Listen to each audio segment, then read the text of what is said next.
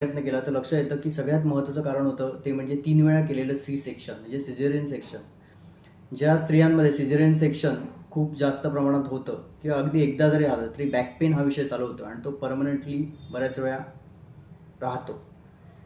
आमच्याकडे जेवढे patient caesarean section करून अजूनपर्यंत आला होता त्यांना बॅक पेन हा कॉमन आम्हाला आढळला. तसंच कालचा पेशंट होता, त्याला बॅक पेन हा कॉमन होता, पाठीत दुखत होतं आणि त्याच्याप्रमाणे खाली कदाचित सिझेरियन सेक्शन करताना असेल किंवा काही असेल, नर्व्सला त्यांच्या कुठेतरी डॅमेज झाल्यासारखं वाटलं आणि नर्व्सला डॅमेज झाल्यामुळे इतर ज्या मुंग्या येण्याच्या ज्या तुम्हाला लक्षणं दिसत आहेत किंवा हातपाय लटके पडणे, हातापायाला सेन्सेशन जाणवत नाही, या गोष्टी आम्हाला आढळल्या.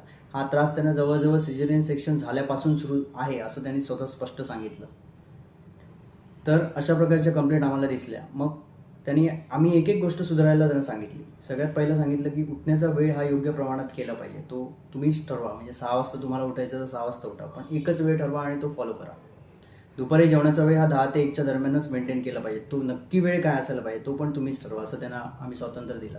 संध्याकाळी मात्र जेवणाचा वेळ हा 7 ते 7:30 याच्यामध्येच मॅनेज केला पाहिजे असं त्यांना स्पष्ट मी सांगितलं. आणि रात्री झोपण्याची वेळ ही 10 वाजता असावी. 10 वाजता तुम्ही झोपा आणि सकाळी लवकर उठा. अशा प्रकारे काही त्यांना पथ्य सांगितली आम्ही. मांसाहारचं जे खाणं होतं ते रात्रीच्या वेळी बंद करायला सांगितलं. आणि सगळ्यात महत्त्वाची गोष्ट म्हणजे नाश्त्यामध्ये त्यांना आंबट पदार्थ आणि पोहे हे होते. इतर नाश्त्याचे प्रकार पण होते, म्हणजे चपाती होती, भाकरी होती, ते रोज खातात. तर त्यांना आंबट गोष्टी ज्या आहेत म्हणजे उडदाच्या गोष्टी जास्त